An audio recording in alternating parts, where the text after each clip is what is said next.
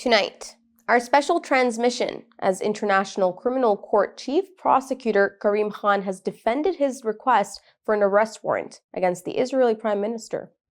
Assalamu alaikum and good evening. This is Muslim News Canada on Muslim Network TV. I'm Zahra Sayed. Today is the 336th day since the onset of Israel's war on Gaza. In the past 24 hours, Israeli airstrikes have targeted 2 homes in Gaza City. At least 10 civilians have died. Residential blocks in Rafah and Zaytun have been destroyed. In Zaytun, bombing of the Radi family home has perished 6 people. A Palestinian woman and her daughter have been killed in Tel al-Hawa, with several civilians trapped under the rubble. In another incident, shelling hit a tent sheltering displaced individuals west of the Nuseirat refugee camp. 4 civilians have been killed. In the occupied West Bank, Israeli forces have shot and killed a 26-year-old American activist, Aisha Noor Azgi Aigi. Aigi is of Turkish origin. She arrived in the West Bank on Tuesday. United Nations spokesman Stefan Dujarric says there is a severe humanitarian crisis in Gaza. Dujarric says over 1 million people in central and southern Gaza did not receive food rations in August. Media reports show Israeli authorities are blocking the entry of medical teams for polio vaccination campaigns in Gaza. Israeli forces have withdrawn from the West Bank after 10 days of intense operations. Israel has so far killed at least 40,878 Palestinians. 94,454 civilians have been injured.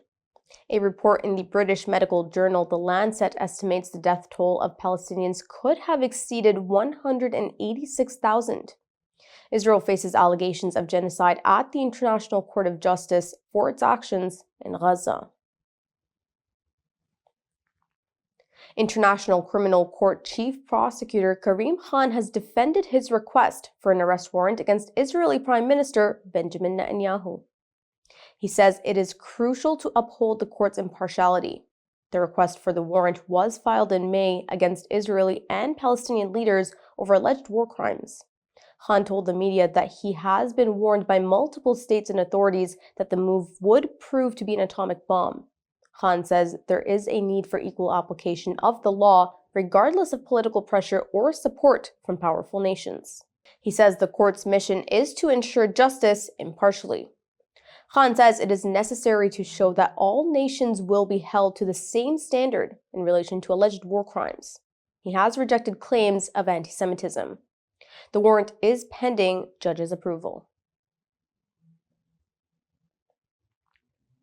Many countries have revised their arms export policies to Israel after its repeated violations of human rights in Gaza. The United Kingdom has recently joined the list of nations imposing restrictions.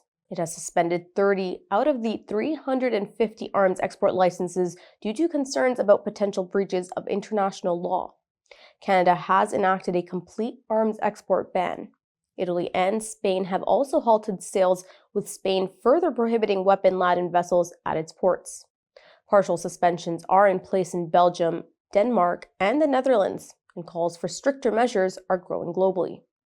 Belgium's Minister of Development, Caroline Gennes, is calling on the European Union to halt arms exports to Israel and other conflict zones in the Middle East.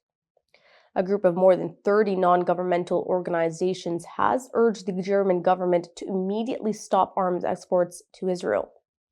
In the U.S., 8 senators, including Bernie Sanders, have sent a letter to President Joe Biden, urging him to stop supplying weapons to Israel. Families of American hostages held by Hamas are pressing the Biden administration to pursue a direct deal with Gaza. They say Biden should devise a deal bypassing Israeli Prime Minister Benjamin Netanyahu. U.S. channel NBC News reports the families say that Netanyahu's refusal to agree to a ceasefire complicates efforts to secure the release of the hostages. The administration is exploring options. However, experts say negotiating a deal without Israeli involvement is challenging. Officials say that only Israel can deliver on 2 demands of Hamas: a ceasefire and release of 1,000 Palestinian prisoners. President Biden has criticized Netanyahu's handling of the situation. The U.S. faces a difficult path in resolving the crisis and securing the release of the 4 Americans currently held by Hamas. Turkiye and Egypt have jointly urged for increased international recognition of a Palestinian statehood. The 2 countries called for an end to Israeli occupation during their high-level Strategic Cooperation Council meeting. They say they support a sovereign Palestinian state with East Jerusalem as its capital.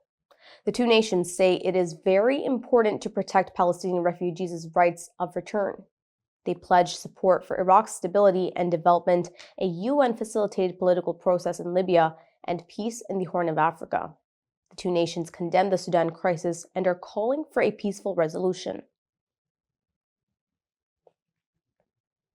Sales of local sodas are surging across Muslim-majority countries like Egypt and Pakistan.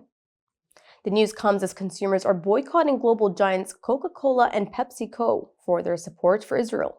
The brands have seen significant declines in sales since the onset of war. In Egypt, Coca Cola's sales have plummeted, while local substitute brand V7 witnesses tripled exports. Similarly, in Pakistan, local brands like Cola Next and Pacola have gained market share. Coca Cola and Pepsi have attempted to navigate the boycotts.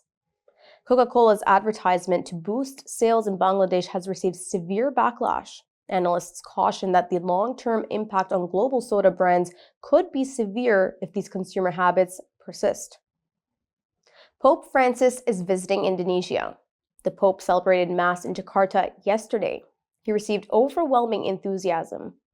The venue was jam-packed, drawing a crowd of over 100,000 Catholics. Indonesia has the highest population of Muslims in the world. It only has 3% of the Catholic population. Despite this, the papal visit was a momentous event. The Pope highlighted the harmonious coexistence of Catholics and Muslims in Indonesia.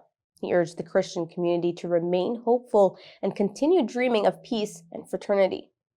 Pope Francis also signed a joint declaration with a leading imam advocating for human dignity and environmental stewardship.